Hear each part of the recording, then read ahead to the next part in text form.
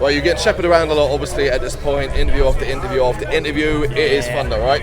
It's awesome. Oh, Yeah. nice. Are we finished? Do you feel like does it make you feel like superstars? Like, Oh, without a doubt. Like we walked off stage, and I was like, oh, get me. So yeah, walking around here doing all these interviews. Honestly, it's like nothing we've experienced before. Yeah. It's so cool. And the bar has no queue here, which is awesome. Clean toilets and no queue bar. have you been here all weekend? We have, yes. Right. So the card machines early on Thursday and all that chaos over there. It was chaos, so you missed all that at least. Oh, thank God. Oh man. Yeah, no one takes cash. Yeah. Regardless of all of that, the most important thing has happened now. You have, of course, performed. It was a crazy early start to do it on a Sunday. It was. You could tell initially there was a couple of tired faces in there, but your energy seemed to G people up. How was it? When you reflecting, how are you feeling about it? Awesome, man. It was so good. It was so fun to be able to play Bloodstock. That's the main thing. Like we play Bloodstock. We play Bloodstock, dude. Yeah, it's been awesome to be able to show a clip of what Straight for Sun's about to new people, and for them to experience what we are. And then obviously we feed a lot off like the interaction of the crowd, so like getting fresh people involved, it really helps us keep going, you know what I mean? Like it's helping us like push the band further and further, because from today, like all we're going to do is like, okay, how can we make our show even better? How can we make it bigger? How can we step up? But yeah, like we're our biggest critics, but also when we're done good, I'm gonna say it was a bit weird at like 8 a.m. doing my vocal warm up, like in the shower, like I'm just trying to wake up, but also I got to play in like 2.5 hours. It's the Lord's Day.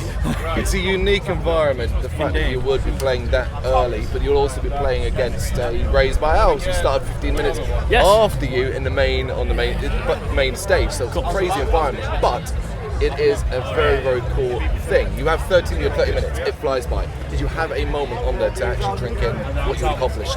I think there was one moment for me is our very final song, where when we play Walk, we get the whole crowd singing I Need It More Than Ever, and I think that for me is always a moment in the set, regardless where we are, but especially here, where I could kind of sit back, listen to the crowd, scream our own song back at us at that point, really, and that's...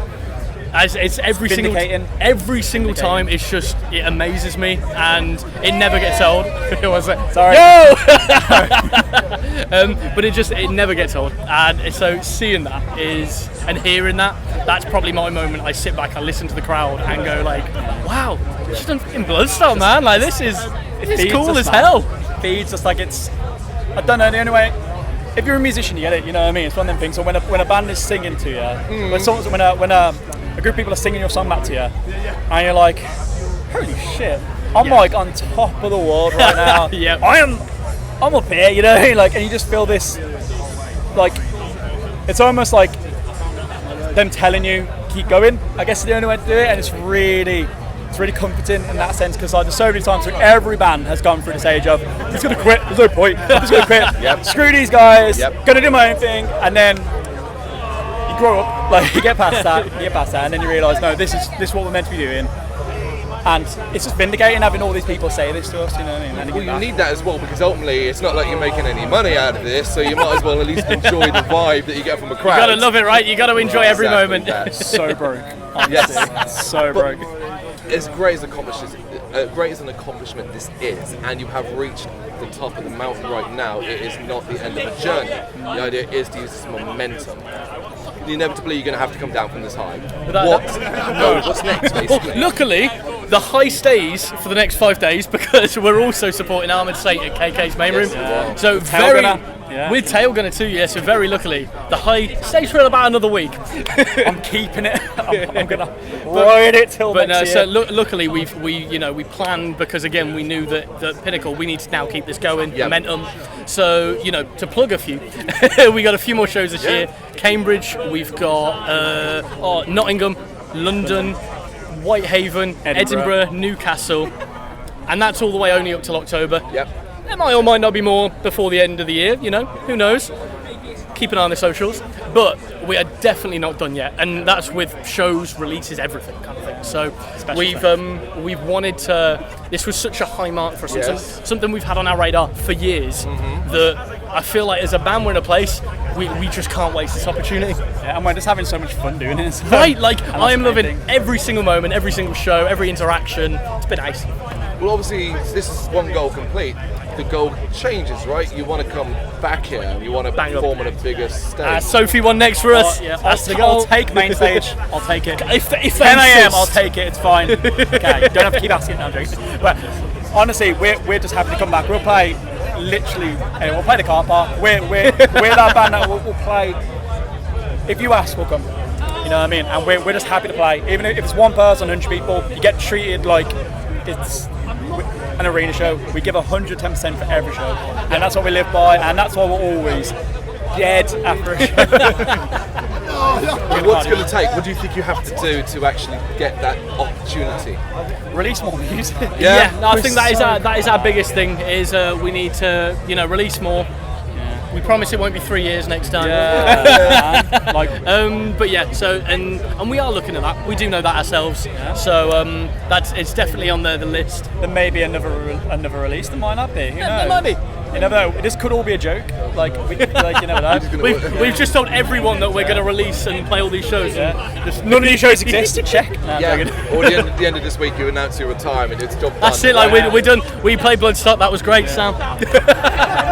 We can't unplay Bloodstock. No, that's the thing, and it is such an incredible accomplishment. It was a delight to watch you perform this morning. Thank you so much. But also to see how people reacted to it as well. There were some hardcore fans in that as well. Like people clearly have seen you before. In fact, you asked the question. We've seen this before, and there was a lot of goddamn hands that went up. Why is it? What is it about Straight from the Sun that you think that is appealing to so many different people across so many different areas? I think I like to think of it as an infectious energy. Okay. I like to tomfoolery and infectious energy. We'll go with that. But no, we try and always, bring catchy songs mixed with such a metal vibe. And you know what? For everyone, we get it doesn't work. A lot of people do like the screaming side and extreme heavy side of it.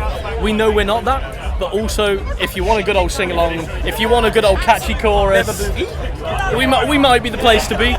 Also, there's stuff like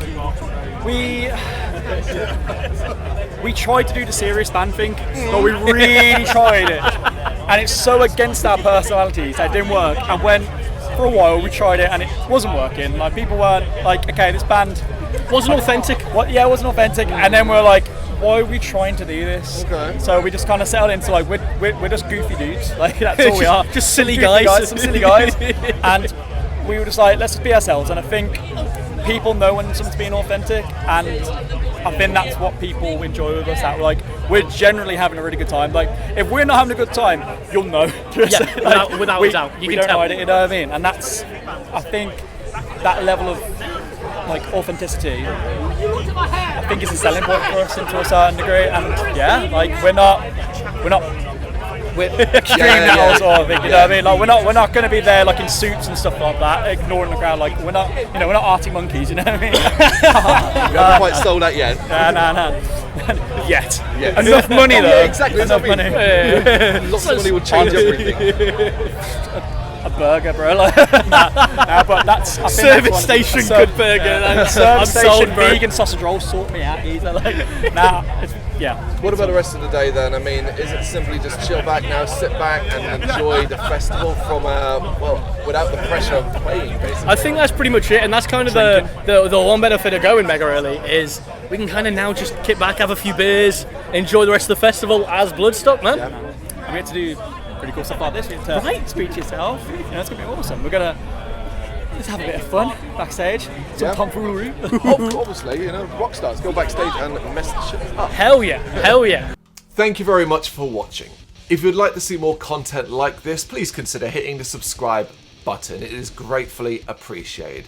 You can find us over at gbhbl.com, our full website, where reviews, news and so much more goes up daily. We're also on all social media platforms: Facebook, Instagram, Twitter, Threads, at GBHBL. Just search for GBHBL and you will find us out there. We also have merchandise on sale.